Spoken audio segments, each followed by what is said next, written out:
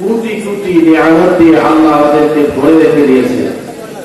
মাছ যেমন পানিতে যখন থাকে দেখবেন মাছের ডানে বামে সামনে পিছনে শুধু পানি আর পানি, মাছ পানির ভিতরে ডুবান্ত অবস্থায় থাকে। আল্লাহ পাক আমাদের প্রত্যেকটা মানুষকে পা থেকে মাথা পর্যন্ত আল্লাহ পাকের নিয়ামত দিয়ে আল্লাহ পাক আমাদেরকে ভরে রেখে দিয়েছে। ধরে ধরে ঠিক করে আল্লাহ পাক সৃষ্টির সেরা আশরাফুল মাখলুকাত হিসাবে আল্লাহ পাক আমাদেরকে পৃথিবীতে পাঠিয়েছেন। কোনদিন আল্লাহর কাছে দরখাস্ত করিনি, আল্লাহ পাক দয়া করে মায়া করে আল্লাহ পাক সৃষ্টির সেরা আশরাফুল মাখলুকাত হিসাবে আল্লাহ পাক পৃথিবীতে পাঠিয়েছেন। এই জন্য আরেকবার শুকরিয়া আদায় করি, বলি আলহামদুলিল্লাহ।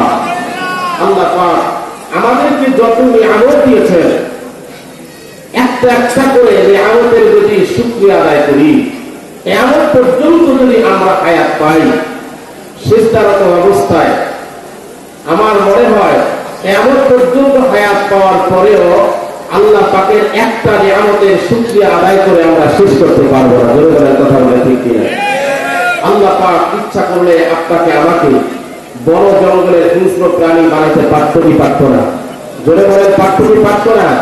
আল্লাহ পাক তাড়া করে দয়া করে মায়া করে আল্লাহ পাক সৃষ্টির সেরা আশরাফুল মাখলুকাত হিসাবে মানুষ হিসাবে আল্লাহ পাক পৃথিবীতে পাঠিয়েছেন। শুধু কি তাই না, আল্লাহ পাক আপনাকে আমাকে ইচ্ছা করলে পারত বেধর্মীর ঘরে পাঠাতে, হিন্দুর ঘরে পাঠাতে, খ্রিস্টান নাস্তিক বেঈমানের ঘরে পাঠাতে। আল্লাহ পাক তাড়া করে মুসলমানের ঘরে পাঠিয়ে আল্লাহ পাক আমাদেরকে সবচেয়ে বড় নিয়ামত ঈমানি দৌলত আমাদেরকে দিয়েছেন। ধরে বলেন কথা বলেন ঠিক কিনা? আল্লাহ পাক আমাদেরকে ঈমানি দৌলত দিয়েছেন, এটা সবচেয়ে আল্লাহর পক্ষ থেকে বড় নিয়ামত। আর চিৎকার করে বলেন সুবহানাল্লাহি ওয়া বিহামদিহি। পৃথিবীর মানুষ, ঈমান মানুষের কত বড় দৌলত।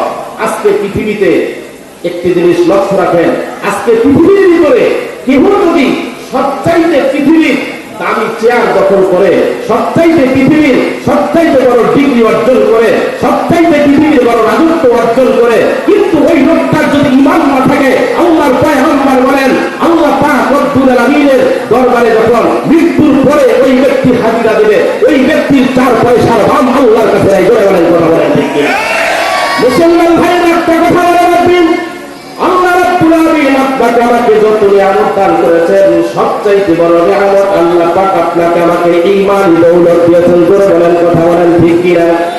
মুসলমান ভাইরা একটা মানুষ যদি ঠিকমতো যদি হয়, তার বাসস্থান পর্যন্ত যদি ঘরবাড়ি পর্যন্ত না থাকে, উচ্চ ডিগ্রি হয়, লোকটা যদি রাজত্বের ক্ষমতার বাচ্চাইত্য যদি পাওয়ার না থাকে, লোকটা যদি ফকির হয়, মিসকিন হয়, আল্লাহর পয়গম্বর বলেন এমন ফকির আর মিসকিন যদি যারা পরিমাণ ঈমান নিয়ে যদি কবরে আসতে পারে, আল্লাহ পাক রব্বুল আলামিন এমন যারা পরিমাণ ঈমানদার বান্দা বান্দির জন্য এমন 10টি দুনিয়ার সমান একটা জান্নাতের আল্লাহ মালিক বানায়া দেবে। চিৎকার করে বলেন সুবহানাল্লাহ। আমাদেরকে কত ভালোবাসতো, কিভাবে আমরা আজকে এই জান্নাতি বেহেশতের বাগানে আমরা আসতে পেরেছি। ধরে বলে কথা বলে ঠিক কিনা? বড় কথা বলবেন আলহামদুলিল্লাহ। আমি সংক্ষেপে 2-4টা কথা বলবো। আপনারা যেখানে আসছেন এর দ্বারা কি ফায়দা, কি লাভ? আল্লাহ রাসূল বলেন মাজলিসুল ফিকহি খায়রুম মিন ইবাদাতি 60,000 সানা ওয়া ফি রিওয়ায়াতিন 70,000 সানা। দ্বীনি মজলিসে বসা, দ্বীনের জন্য বসা, উলামায়ে কেরামের সহবতে বসা, দ্বীনের মজলিসে বসলে আল্লাহ পাক রব্বুল আলামিন কমপক্ষে 60 থেকে 70 বছর নফল ইবাদতের সওয়াব আমলনামায় দান করবে। চিৎকার করে বলেন সুবহানাল্লাহ।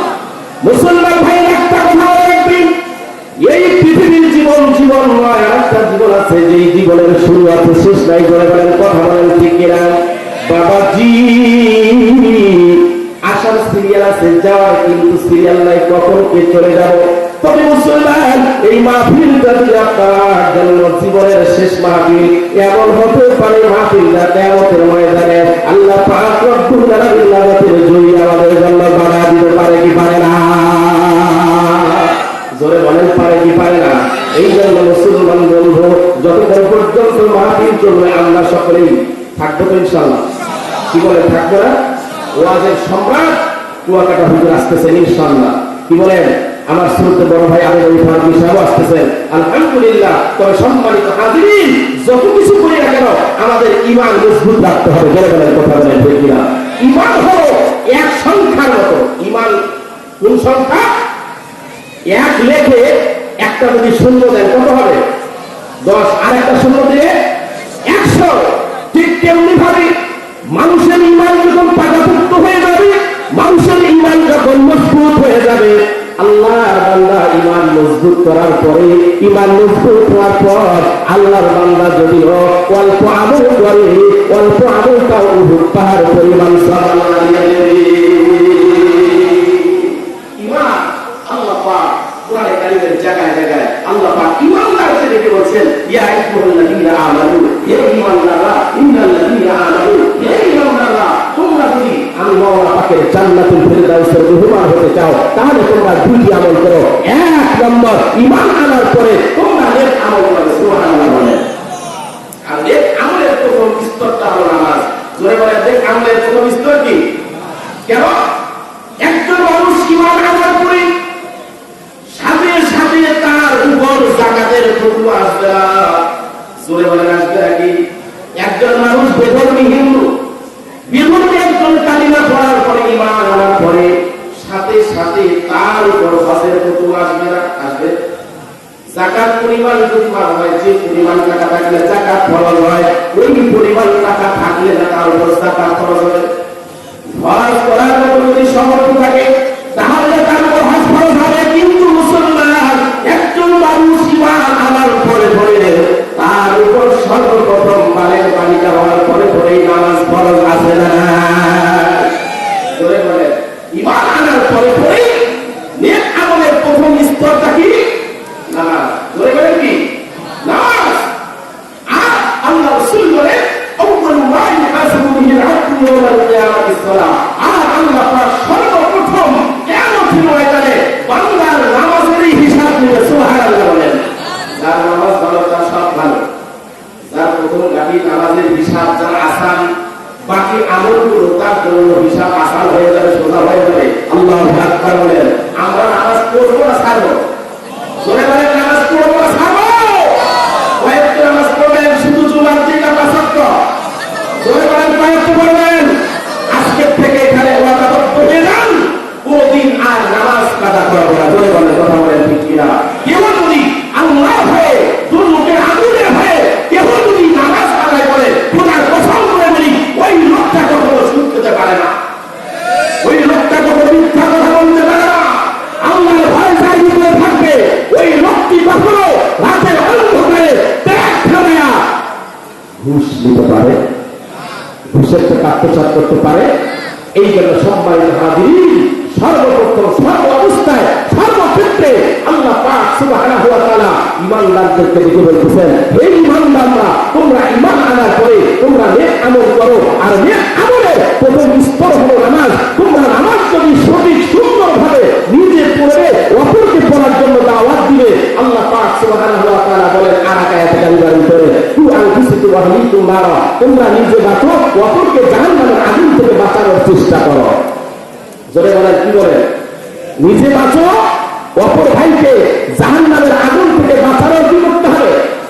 চেষ্টা করতে হবে, দাওয়াত দিতে হবে। সম্মানিত হাজিরিন, দুঃখ আর পরিতাপের বিষয়, আজকে যে ওলামা হযরতরা দিনের দিকে দাওয়াত দিচ্ছে, মাদ্রাসার তালিম কর্মীদের মাধ্যমে আজকে কিছু কুলাঙ্গার আজকে আমাদের ওলামা হযরতের বিরোধিতা করতেছে। জোরে বলেন, কথা বলেন ঠিক কিনা? তবে সম্মানিত হাজিরিন, একটা কথা মনে রাখবেন, ওলামা ইকরামের যারা বিরোধিতা করবে, কোরআনুল কারীমের সুইচকে বন্ধ করে দেওয়ার জন্য এই বাংলার জমিনে যারা বিরোধিতা করবে, খোদার কসম করে বলি, খবরদার খবরদার, ওলামা হযরতের পিছনে তোমরা লাগিও না। 2-4 দিন তাবলীগ করে ওলামা হযরতের পিছনে রাখবা, তবে একটা কথা মনে রাখবা, ওলামা হযরতের দেখো ডাইরেক্ট আল্লাহর সাথে।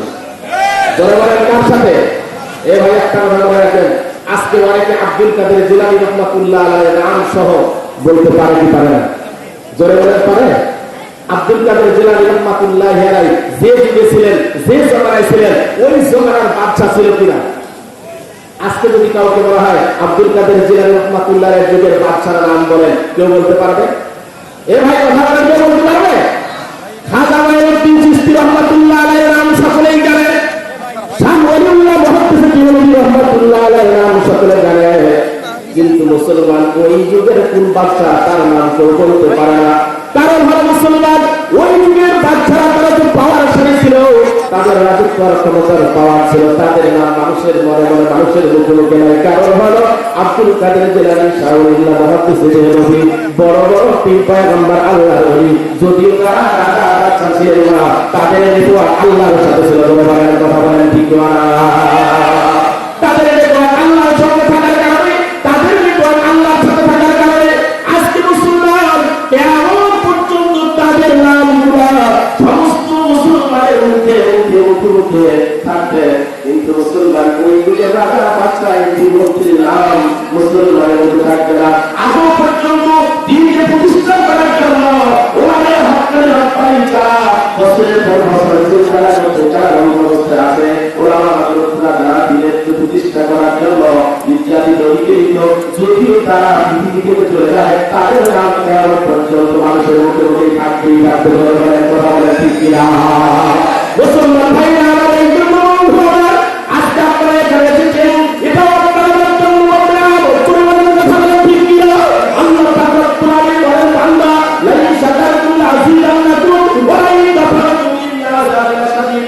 আমরা তুমি নিয়ামত পাওয়ার পরে আমি আল্লাহ পাক রব্বুল আলামিনের বিধানটা শুকরিয়া আদায় করলে আমি আল্লাহ পাক রব্বুল আলামিন তোমাদের নিয়ামত আরো বাড়িয়ে দেব। চিৎকার করে বলেন না মারহাবা। মুসলমান ভাইরা আল্লাহ পাক রব্বুল আলামিন আপনাকে আমাকে যত নিয়ামত দিয়েছেন সবচাইতে বড় নিয়ামত আল্লাহ রব্বুল আলামিন আপনাকে আমাকে ইমানি দৌলত 30 টা কোরআন কারীমের মতো মহাগ্রন্থ আল্লাহ পাক রব্বুল আলামিন দিয়েছেন। বলেন কথা বলেন ঠিক কিনা? এ মুসলমান একটা কথা মনে রাখবেন, আজকে সারা পৃথিবীর জুড়ে যত কিতাব আছে, যত বই পুস্তক আছে, আমি খোদার কসম করে বলতে পারি সবচাইতে বেশি তেলাওয়াত, সবচাইতে বেশি পড়া পড়ে তেলাওয়াত করে আল্লাহর কালাম কোরআনুল মাজিদকে। বলেন কথা বলেন ঠিক কিনা? পৃথিবীর উপরে যত কিতাব আছে, যত বই আছে, সবচাইতে বেশি তেলাওয়াত হয়, বেশি পড়া হয় সেই কিতাবের নাম কি? জোরে বলেন সেই কিতাবের নাম কি? আল্লাহ পাক সুবহানাহু ওয়া তাআলা আসমানি কিতাব এই পৃথিবীর মানুষের হেদায়েত, কল্যাণ আর মুক্তির জন্য 104টি কিতাব আল্লাহ নাযিল করেছেন। জোরে বলেন কতটা? 104টি কিতাবের মধ্যে থেকে 4টি কিতাব এগুলো হলো প্রসিদ্ধ 4টি কিতাব, তাওরীত, জবুর, ইনজিল, কোরআনে মাজিদ। কিন্তু মুসলমান আমরা আপনাদের ক্ষেত্রে বলতে চাই, আল্লাহ পাক সুবহানাহু ওয়া তাআলা যখন তাওরীত কিতাব মুসা কালিমুল্লাহ নাযিল করেছেন, এই তাওরীত কিতাবের নাম আল্লাহ পাক কিতাবুল্লাহ দিয়েছেন। সুবহানাল্লাহ। কি দিয়েছেন? তাওরীত কিতাবকে আল্লাহ পাক কিতাবুল্লাহ হিসেবে আখ্যায়িত করেছেন, জবুর কিতাবকে আল্লাহ পাক কিতাবুল্লাহ হিসেবে আখ্যায়িত করেছেন, ইনজিল কিতাবকে আল্লাহ পাক কিতাবুল্লাহ হিসেবে আখ্যায়িত করেছেন। কিন্তু মুসলমান পক্ষান্তরে আল্লাহ রাব্বুল আলামিন কোরআনুল কারীমকে বলেছেন কালামুল্লাহ। আল্লাহু আকবার বলেন। তাওরীত কিতাবকে বলেছেন কিতাবুল্লাহ, ইনজিল কিতাবকে বলেছেন কিতাবুল্লাহ, জবুর কিতাবকে বলেছেন কিতাবুল্লাহ, কিন্তু কোরআনুল কারীমকে বলেছেন কালামুল্লাহ। কিতাবুল্লাহ কালামুল্লাহ এর অর্থ বিশাল বড় ব্যবধান, বিশাল বড় পার্থক্য। কিতাবুল্লাহ মানে আল্লাহর কিতাব, জবুর আল্লাহর কিতাব, তাওরীত আল্লাহর কিতাব, ইনজিল আল্লাহর কিতাব। কিন্তু মুসলমান আল্লাহ রাব্বুল আলামিন বলেন কোরআনুল কারীম কালামুল্লাহ, এটা আমি মওলার কালাম, মওলার কথা। আল্লাহু আকবার বলেন। যারা এই কোরআনুল কারীম পড়ে তারা যারা কার সঙ্গে কথা বলতেছে, কার সাথে? আল্লাহর পয়গম্বর বলেন ওয়া রাসূলুল্লাহ সাল্লাল্লাহু আলাইহি ওয়াসাল্লাম, আল্লাহর পয়গম্বর বলেন মান কারা হারফান মিন কিতাবিল্লাহ কুতিবা সালাম। যে আল্লাহর কালাম থেকে একটি হরফ, একটি অক্ষর পাঠ করে আল্লাহ রাব্বুল আলামিন ওই বান্দা বান্দি আমল 10টি দিয়ে দেবেন। আল্লাহু আকবার বলেন। সেই কোরআনুল কারীমের সবক শুনবার জন্য, সেই কোরআনুল কারীমের তাফসীর ব্যাখ্যা করার জন্য আপনারা জান্নাতে উদ্দেশ্যে এসেছেন, বলছেন এটা আমাদের জন্য বড় পরিবর্তন নিয়ামত। ধরে বলেন কথা বলেন ঠিক কিনা? সম্মানিত হাজিরিন, আজকে আমাদের দেশে সব বিষয়ে ট্রেনিং হয়, কি বলেন ঠিক কিনা? পুলিশ বাহিনীতে যখন যোগ দেওয়া হয়, পুলিশ ভাইরা কমপক্ষে 6 মাস ট্রেনিং করে, আর্মিতে সেনাবাহিনীতে যারা যোগ দেয় কমপক্ষে 1 বছর ট্রেনিং করা হয়।